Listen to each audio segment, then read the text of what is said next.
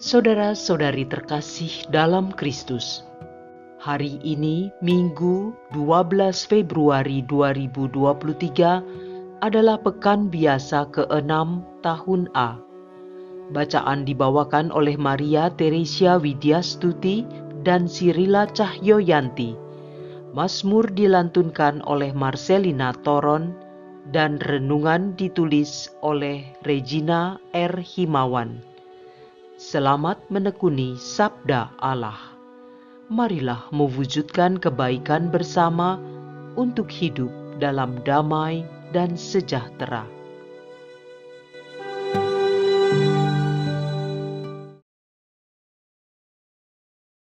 Dalam nama Bapa dan Putra dan Roh Kudus. Amin. Allah yang Maha Pengasih, terima kasih untuk hari yang baru ini. Terima kasih untuk segala penyertaan-Mu selama hidup kami sampai sekarang ini. Sebentar lagi kami akan mendengarkan sabda-Mu. Biarlah sabda-Mu itu meresap dalam hati kami dan memberikan kesegaran dan tenaga baru bagi kami.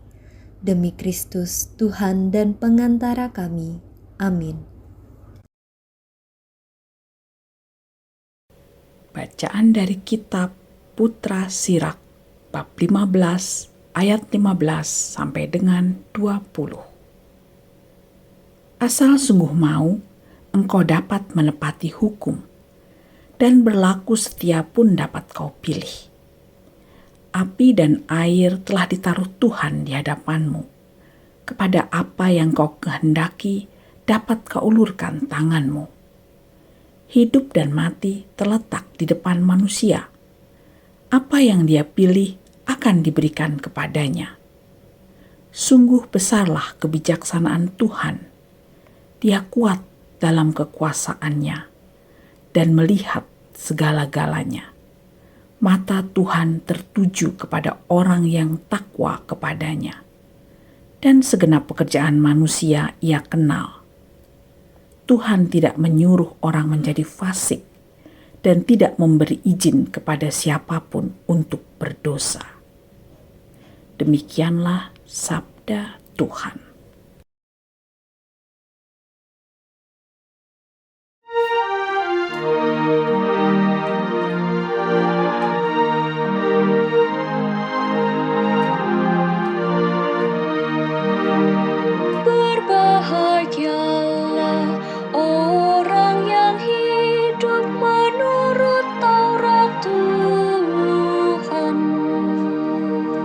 Berbahagialah orang yang hidupnya tidak tercela, yang hidup menurut Taurat Tuhan. Berbahagialah orang yang memegang peringatan-peringatannya, yang mencari Dia dengan segenap hati. Berbahagialah orang yang hidup menurut Taurat Tuhan. Engkau sendiri telah menyampaikan titah-titah-Mu, supaya dipegang dengan sungguh-sungguh. Kiranya hidupku mantap untuk berpegang pada ketetapan-Mu. Berbahagialah orang yang hidup menurut Taurat Tuhan. Lakukanlah kebajikan kepada hamba-Mu ini, supaya aku hidup, dan aku hendak berpegang pada firman-Mu. Singkapkanlah mataku, supaya aku memandang keajaiban-keajaiban hukum-Mu. Berbahagialah orang yang hidup menurut Taurat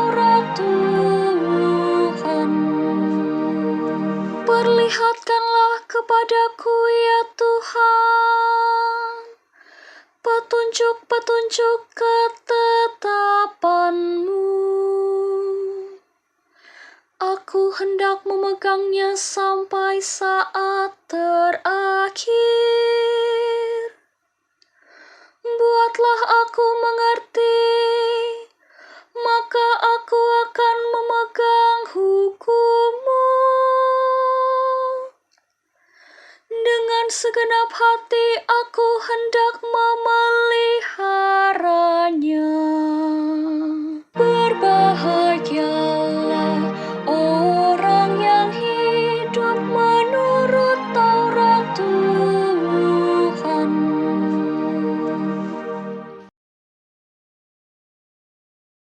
Bacaan dari surat pertama Rasul Paulus kepada jemaat di Korintus. Bab 2 ayat 6 sampai dengan 10. Saudara-saudara, kami memberitakan hikmat di kalangan mereka yang telah matang, bukan hikmat yang dari dunia ini, dan bukan hikmat yang dari penguasa-penguasa dunia ini, yaitu penguasa-penguasa yang akan ditiadakan. Tetapi hikmat Allah yang tersembunyi dan rahasia, yang sejak sebelum dunia dijadikan telah disediakan Allah bagi kemuliaan kita. Tidak ada dari penguasa dunia ini yang mengenalnya, sebab kalau sekiranya mereka mengenalnya, mereka tidak menyalibkan Tuhan yang mulia. Tetapi seperti ada tertulis, apa yang tidak pernah dilihat oleh mata dan tidak pernah didengar oleh telinga dan yang tidak pernah timbul di dalam hati manusia, semua yang disediakan Allah untuk mereka yang mengasihi Dia. Semua itu telah dinyatakan Allah kepada kita berkat Roh-Nya, sebab Roh menyelidiki segala sesuatu, bahkan hal-hal yang tersembunyi dalam diri Allah. Demikianlah sabda Tuhan.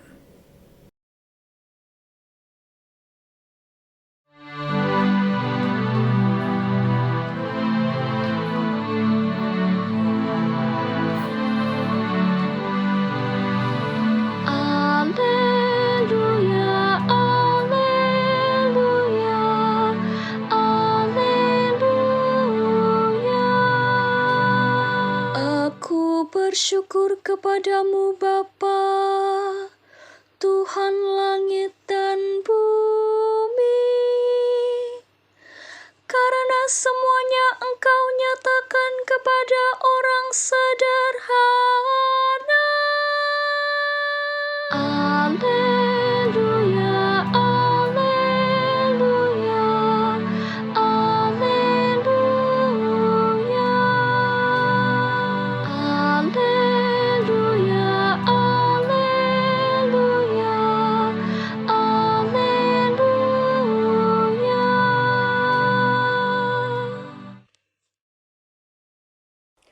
Inilah Injil suci menurut Matius bab 5 ayat 17 sampai dengan 37.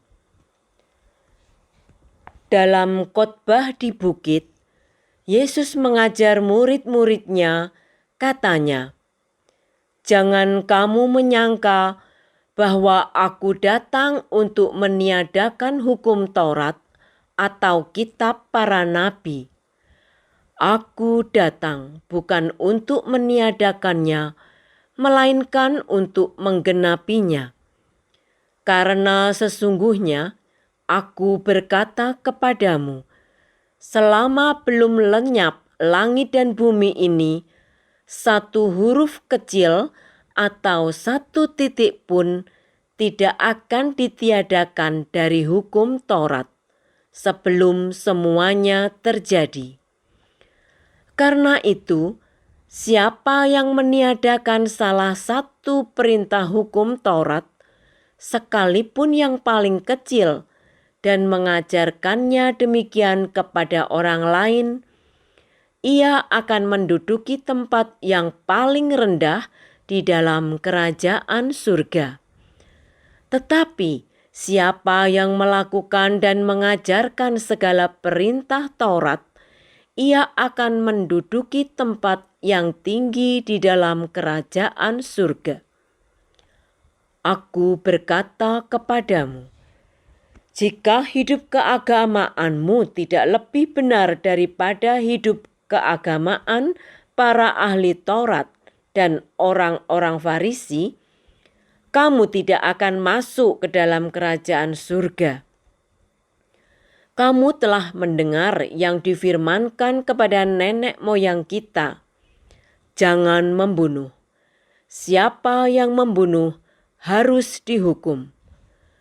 Tetapi aku berkata kepadamu, setiap orang yang marah terhadap saudaranya harus dihukum. Siapa yang mencaci maki saudaranya harus dihadapkan ke mahkamah agama. Siapa yang menghina saudaranya harus dicampakkan ke dalam neraka yang menyala-nyala. Sebab itu, jika engkau membawa persembahanmu di atas mazbah dan engkau teringat akan sesuatu yang ada dalam hati saudaramu terhadap engkau, tinggalkanlah persembahanmu di depan mazbah itu dan pergilah berdamai dahulu dengan saudaramu, lalu kembali membawa persembahanmu itu. Segeralah berdamai dengan lawanmu selama engkau bersama-sama dengan dia di tengah jalan, supaya lawanmu itu jangan menyerahkan engkau kepada hakim, dan hakim itu menyerahkan engkau kepada pengawal, dan engkau dilemparkan ke dalam penjara. Sesungguhnya aku berkata kepadamu, engkau tidak akan keluar dari sana sebelum engkau membayar hutangmu sampai lunas. Kamu telah mendengar firman, jangan berzinah. Tetapi aku berkata kepadamu, setiap orang yang memandang perempuan serta menginginkannya, sudah berzinah dengan perempuan itu di dalam hatinya.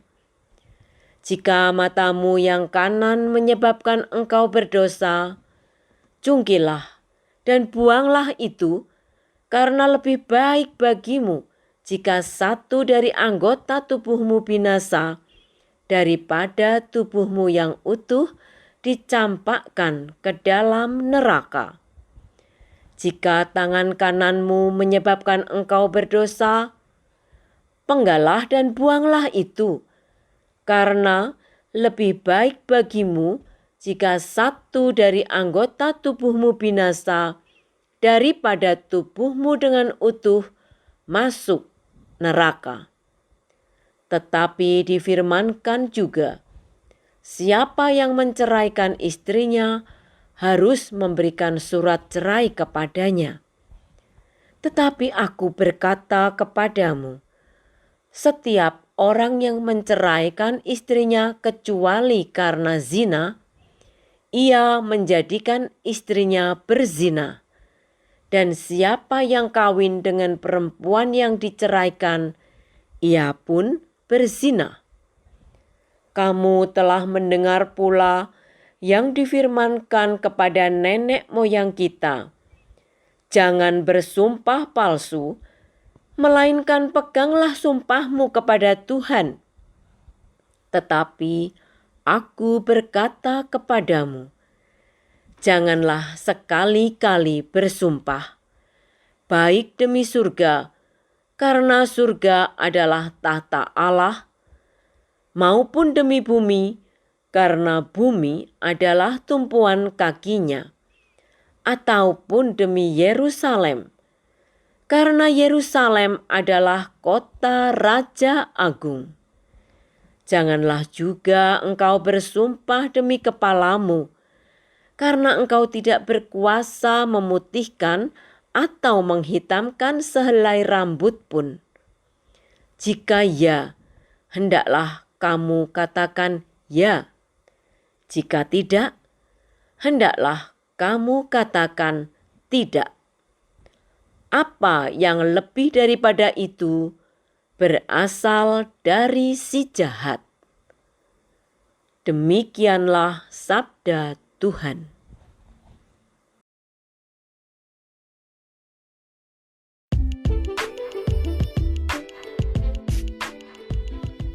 Saat aturan menjadi kebiasaan. Renungan dibawakan oleh Renata Putri.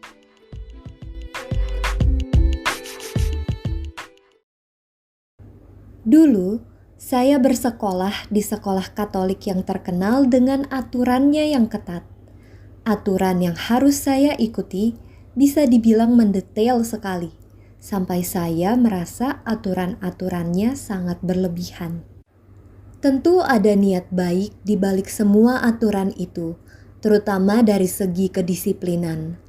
Namun, apakah penegakan aturan dengan tangan besi tersebut efektif? Saya melihat memang ada saja buah-buah baik yang dibentuk melalui aturan-aturan itu. Tapi di sisi lain, pernah pada suatu kesempatan ada kakak kelas yang sudah lulus datang kembali ke sekolah.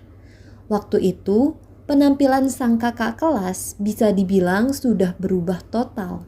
Seolah segala keinginannya yang tak tersalurkan saat masih berada di bawah aturan sekolah, keluar tak terkendali setelah mereka lulus. Tentu saya berharap perubahan itu hanya sekedar mewarnai rambut dan tindik sana-sini saja. Namun dari kenyataan itu saya jadi bertanya-tanya, jika demikian kenyataannya, apakah aturan ketat di sekolah itu dapat dibilang berhasil? Ibu bapak, rekan muda, dan teman seperjalanan yang terkasih dalam Kristus. Injil hari ini menyinggung tentang tanggapan Yesus terhadap hukum Taurat. Orang-orang Farisi dan ahli Taurat pada zaman itu percaya bahwa Yesus berusaha menyesatkan orang Yahudi dengan membuat mereka tidak menaati hukum Taurat. Namun dalam perikop ini, Yesus menegaskan bahwa Ia sama sekali tidak bermaksud untuk menghapuskan hukum Taurat. Bahkan sebaliknya, Yesus mempertajam hukum yang ada. Seperti pada tanggapannya mengenai hal membunuh. Yesus bahkan mengatakan bahwa seseorang yang marah pada saudaranya saja sudah bisa mendapatkan hukuman. Begitu pula aturan-aturan lain yang disebutkan pada Injil hari ini. Semuanya dipertegas bahwa apa yang mulai muncul dari dalam hati secara negatif pun sudah merupakan suatu pelanggaran. Pada satu titik, memang aturan atau hukum bisa membentuk seseorang. Tetapi apakah bisa mengubah watak manusia? Sebenarnya, apakah motivasi utama seseorang mengikuti suatu aturan? Memang ada berbagai macam alasan. Pada kasus pelaksanaan hukum Taurat masa itu, motivasinya terlihat sangat tipis di permukaan saja, yaitu supaya tidak mendapat hukuman atau bahkan supaya Tuhan membalas ketaatan mereka dengan kebaikan yang diinginkan. Hal demikian juga sama dengan melaksanakan aturan sekolah, seperti yang di-sharingkan di awal tadi. Motivasi seperti ini membuat orang mengikuti aturan tanpa berpikir lebih dalam kenapa ia harus melakukannya. Dan lama-kelamaan, aturan itu dilakukan hanya sebagai kebiasaan belaka. Dalam hal ini, manusia jadi merobotkan dirinya sendiri, seolah-olah mereka tidak punya kehendak bebas. Padahal pada bacaan pertama hari ini, Kitab Sirah menuliskan bahwa Tuhan membiarkan manusia untuk memilih. Ia menganugerahi kita kehendak bebas. Kecenderungan dan motivasi yang keliru inilah yang ingin diperbaiki oleh Yesus. Ia tidak berkata bahwa hukum Taurat itu salah. hukum itu baik adanya. Tidak juga berarti patuh pada aturan itu adalah suatu kesalahan, tetapi suatu aturan yang dijalankan hanya sebagai kebiasaan tanpa mengerti maknanya akan menghilangkan esensi dari aturan itu sendiri. Hukum itu tidak memanusiakan orang menjadi lebih baik, malah hanya menjadikannya robot yang sekedar mengikuti komando. Dalam hidup sekarang ini, kita diperhadapkan pada berbagai macam aturan. Aturan itu bisa aturan tertulis yang jelas hitam putihnya, seperti aturan negara, instansi, agama, komunitas, dan sebagainya. Di sisi lain, kita juga dituntut oleh aturan-aturan tidak tertulis yang menjadi tuntutan bagi perilaku kita dan perlahan-lahan menjadi kebiasaan kita. Macam-macam aturan turunan yang dibuat manusia ini seharusnya dicermati dan diperbarui sesuai dengan zaman. Namun, substansi utamanya tetap dipegang, yaitu hukum kasih dari Allah sendiri. Maka pada Injil hari ini, Tuhan Yesus bukan ingin memperberat hukum Taurat, melainkan ingin mengembalikan motivasi dasar dari adanya hukum itu. Ia mau membantu kita untuk menyegarkan kembali pikiran kita. Kenapa aturan ini ada dan kenapa kita harus menjalaninya? Memang, menyadari tujuan dari suatu aturan tidak membuat aturan itu menjadi ringan. Tetapi seperti yang dituliskan pada kitab Sirak, Tuhan tidak menyuruh orang menjadi fasik dan tidak memberi izin kepada siapapun untuk berdosa. Untuk itulah Yesus datang dan mereorientasi pandangan dan sikap hidup kita. Marilah berdoa. Allah Bapa yang Maha Kuasa, Engkaulah yang menjadikan kami dan mengenal kami satu persatu. Mampukanlah kami untuk dapat menggunakan kehendak bebas yang Engkau berikan pada kami ini seturut dengan kehendak-Mu. Curahkanlah rahmat-Mu agar kami dapat mengikuti aturan-aturan yang ada di dunia ini dalam terang cahaya kasih-Mu. Jagailah hati kami agar kebebasan yang Engkau anugerahkan ini tidak terenggut oleh arus kehidupan dan aturan-aturan dunia yang salah mengarahkan hidup kami. Doa ini kami haturkan dengan perantaraan Putra-Mu, Yesus Juru Selamat kami. Dalam nama Bapa dan Putra dan Roh Kudus. Amin.